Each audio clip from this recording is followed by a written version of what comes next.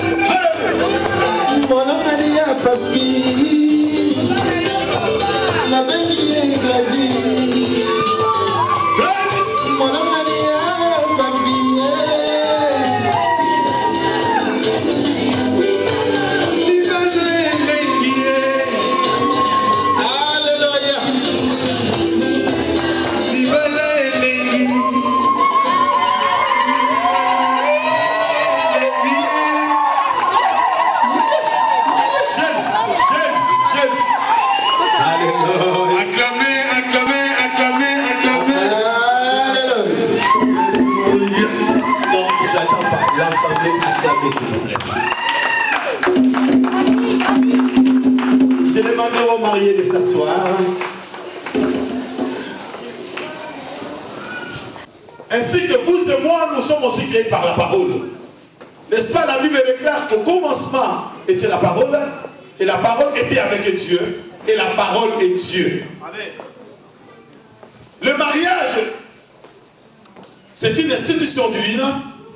Ce n'est pas une pensée qui vient d'une famille, ou bien d'un pays, ou bien d'une personne quelconque. Mais la Bible dit que les mariages viennent de Dieu. Et c'est Dieu qui a dit, ce n'est pas bon que l'homme soit seul. Amen. Et par cette langue, nous avons compris que nous qui sommes sur cette terre des hommes, nous devons respecter les principes de Dieu. Quand je parle des principes de Dieu, je parle aussi du respect de la famille. Qui dit Amen? Amen. Nous ne pouvons pas bénir le mariage si la famille ne nous donne pas cet accord ou bien l'autorisation de le bénir. Également aussi, la Bible déclare toute autorité vient de Dieu. Dans chaque coin du monde, là où existent des humains, il y a des lois établies par des hommes, par des autorités que Dieu reconnaît aussi. J'ose croire qu'avant que nos bien-aimés puissent venir ce soir dans cette assemblée, ils étaient aussi devant les autorités pour régulariser vis-à-vis des autorités leur mariage. Et nous voulons prier pour écouter juste 30 minutes de la parole de Dieu, parce que nous savons, il y a encore une grande soirée qui nous attend pour que nous puissions aller danser. Et nous tous, nous voulons nous réjouir ensemble avec ces deux personnes qui se sont dit oui devant la famille, devant nos autorités, et les voici devant l'église. Quelle joie, quelle grâce. Juste un verset de la parole de Dieu, et puis nous allons monter dans le sens où l'Esprit de Dieu va nous conduire. Je lis la parole de Dieu dans le livre des Proverbes, écrit par Salomon, 22. Et toute la parole de Dieu déclare ceci. Celui qui trouve une femme trouve le bonheur. C'est une grâce qu'il a obtenue de l'Éternel. Dites Amen. Amen. Mais bien-aimés dans le Seigneur, quand je lis ces textes, celui qui trouve une femme trouve le bonheur. C'est la parole qui le dit. Donc, si quelqu'un a trouvé le travail, dont le bonheur ne se trouve pas dans le travail, selon la parole de Dieu. Celui qui a eu le papier peut se réjouir, mais la Bible ne décrit pas le papier comme un bonheur.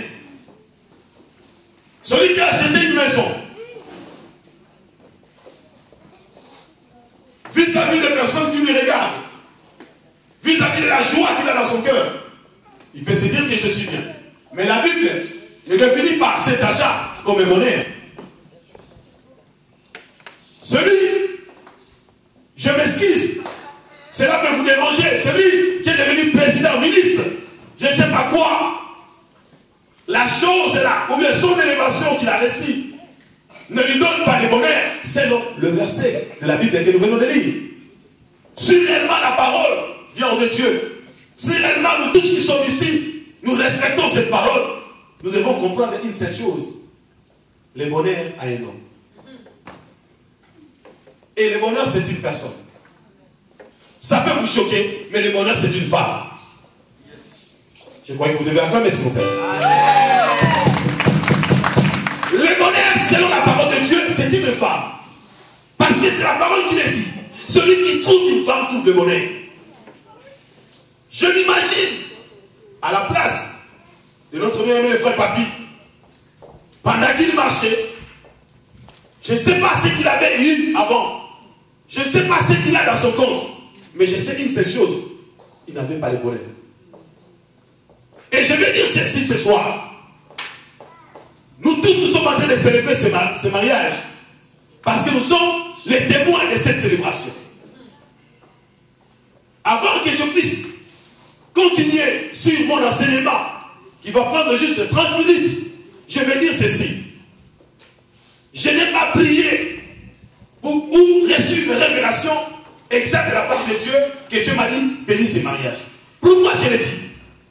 S'il y a des choses qu'on doit respecter, on doit veiller que cela ne soit pas déshonoré ou bien détruit, c'est le mariage aussi. Qui dit Amen? Or, qu'est-ce que nous ne voyons pas aujourd'hui? L'église n'est pas un lieu de blanchissement des gens. L'église n'est pas un lieu où on vient, on cherche un pasteur loué, qu'on lui donne l'argent, on dit au pasteur, bénis-nous. Non. L'église, c'est un lieu de bénédiction. Or, si deux personnes ne se mettent pas d'accord selon la lumière de la parole, ne peuvent pas marcher ensemble. Et c'est par rapport à cet accord que nous tous, nous sommes venus dire oui, parce que ces deux personnes ont dit oui. Il n'y a pas simplement l'église qui a pris la responsabilité pour le mariage que nous sommes en train de célébrer. Mais nous tous, la famille, les autorités, nous sommes concernés sur cette célébration. Pour que l'église ne soit pas taxée un jour.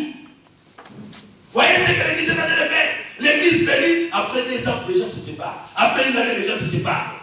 Nous ne voulons pas taxer l'église, un endroit où on peut bénir et après les gens se séparent. La Bible dit, selon la lumière de la parole, le mariage du plan de Dieu, c'est jusqu'à ce que la mort puisse nous séparer. Moi, je crois, c'est dans cette langue que nous allons bénir votre mariage. Si vous avez encore des pensées, le mariage n'est pas lieu parce que je n'ai pas les papiers, je me marie pour prendre les papiers. Non, ça c'est un mariage avec un but. Et quand la personne qui a ce but là-bas, elle sait pas la chose, après, le mariage n'aura pas sa valeur. Le mariage n'est pas lieu parce que cette femme a un endroit là où je peux me loger. Le mariage n'est pas lieu. Mais je sais, si c'est la viande de Dieu, quel que soit les vents et marées, vous allez rester ensemble. Et qui dit Amen? Quels que soient les problèmes, vous allez rester ensemble. Vous n'allez pas faire la honte de l'église. Pour que les gens qui sont des païens puissent dire, regarde, ils sont dans les mêmes jusqu'à l'église. Mais ils se sont séparés. Où est la valeur de l'église?